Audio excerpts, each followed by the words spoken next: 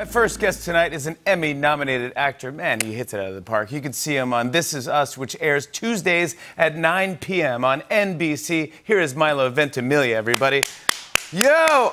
What's up, Jimmy? What's Milo, up, man? It is great to see you, pal. Thank you so much for coming on the show. Through all the ones and zeros, man. That's how we do it these days. It's unbelievable, right? Are you on set right now?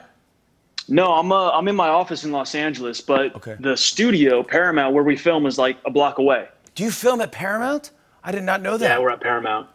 We are, man. That's where Lorne hired me for Saturday Night Live. No, on the lot. In his, he had an office on the lot. That was such an incredible audition tape. I watched it. It popped up, like in my thought. I watched it not like 3 weeks ago. No. Oh, yeah. God, it's so embarrassing. It was incredible. No, that's not embarrassing. That's like early days. That's salad days, man. That's good stuff. That was like I wore the tightest clothes I've ever seen in my. I don't know. I think I was like auditioning for Cirque du Soleil or something. I was but it was also it was the '90s, right? Yeah. Oh yeah, like 2000. Yeah, late '90s, '98. Late '90s, yeah. So that was the transition going out of the grunge into, Yeah, and you know, weirdly enough, I based my haircut on a photo shoot I saw in a magazine of Kate Beckinsale. She cut her hair spiky and short for some movie, and I thought she looked so cool. And I was like, I'm going to do that haircut. It's so dumb, but it's the truth. That's incredible. Isn't that weird? That's amazing. I had so many fads of hairstyles and ridiculousness, but I love Paramount so much. Milo, I've got to talk to you about this because you did something that I love that you do what you say. You said, dude, I'm going to get an Airstream. I'm going to like travel. And I go, love it, man. I can't wait. But you did. You bought an Airstream, and you drove it around the U.S. I want to know every single detail. I want to know everything. Look at this thing. I love Airstreams. Yeah. I mean, listen, man, Airstreams are sexy, you know, but I also realize it's kind of like a luxury premier item, so I call it my camper. Yeah. I call it my camper because it feels like it brings me down to earth a little bit. You have, but yeah, so...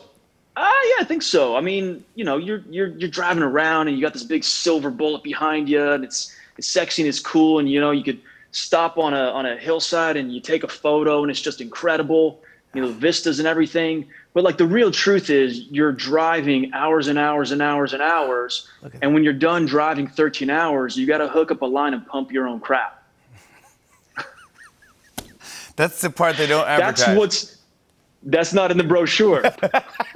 But I mean, isn't it great, like when it rains on an Airstream and the tap of the rain on the tin of the. Oh yeah, I mean it is a travel like none other, and I'd always wanted to do it. I know we talked about it, so I did it. Like, you know, quarantine happened, and what was going on in the world was going on in the world, and I wanted to go see my sisters. One was in Utah and another one's up in Oregon. And as I was going through, I was like really researching this, and I was trying to find a spot where I could pick one up along the way. You know, and I had my truck, so I was good. And then when I brokered a deal with a dealer up in Oregon, so I bought it in Oregon, and then I drove it back down to LA, and then I drove it across to Georgia, and then all the way back. Oh my gosh. That's a dream. That's a dream, dude. That's something I think about doing, and I don't know if I'll ever, have the chance to do it. Really, it's just awesome. Well, you know what you ought to do is you fly out somewhere where I'm going to be. We'll hang out. We'll drive around the block, and I'll drop you off at the airport so you get the experience of it, but you don't have to worry about pumping your own. That's my man. See, that's what friends are for, bud. I want to get to This Is Us, and I want to talk to you about the new season. But during the pandemic, people have been binge watching every show they can. And you've been on TV for many years. My first debut with you was Gilmore Girls, and you know. But can you tell when people are binge watching one of your shows? Oh yeah, I mean, usually, you know, social media will kind of light up, and you could tell where the show was being released at what moment. Like toward the end of quarantine, it became evident that we had a new season down in Argentina, in Brazil. So, you know, you see the messages and people popping up. Then recently, I think now they're cycling back through it in Italy, and like seeing what's going on back in Europe. You're like, oh, you guys are back indoors. You're not out, you know, having a pizza and a coffee anymore. Yeah. I get it. Yeah. But I love that you get to entertain. It's global now. You know, it used to be just an American thing in American TV, and now it's it's worldwide. It's pretty cool. Yeah. I mean, and you know, and the Pearsons are absolutely kind of, you know, America's family in a way. But really, what I see most still is people going back and watching Gilmore Girls. It always goes back to Jess. Team Jess. I'm Team Jess. Day one. Team Jess. I know you are. You know, have to be. Absolutely, buddy. Oh, I love that. I love that. Yeah. It's interesting that you played like the bad boy, and then you played Jack, who is probably the best dude on earth. He's one of them, man. He's one of the good guys. Yeah, he's one of the good guys. But I mean, I tell you what, those are hard shoes to fill at times. Exactly. You know, I've had moments in life where people expect me to be Jack, and like, you know, I'll be honest. I mean, I think Jack borrows from Milo and Milo borrows from Jack, or Milo gets the benefit of wearing the Jack face all the time. But man, it's tough living up to it sometimes. It really is. If you notice, like sometimes when I do a lot of press, I'll talk about Jack's flaws just to humanize myself a little bit. Kind of like let myself off the hook a little. Yeah, no, yeah. It's like, but if you are any way in a bad mood, you're just gonna be like, you got to be Jack right now. Hey, yeah, do you mind, blah, blah, blah. Yeah. Like, you can't have a freak out. Yeah, like, Jack you're doesn't like, do listen, that. I just pump my own crap from an Airstream, sure. But yeah, hi. Behind the scenes over at This Is Us, you guys have a reason to celebrate because your co-star, one of our faves, Mandy Moore, is pregnant. Mm-hmm. Yeah. Were you all back at work when you found out? Where were you? No, we weren't. So over the course of quarantine, we had, as a cast, as a group, FaceTime with one another, or had a big Zoom together.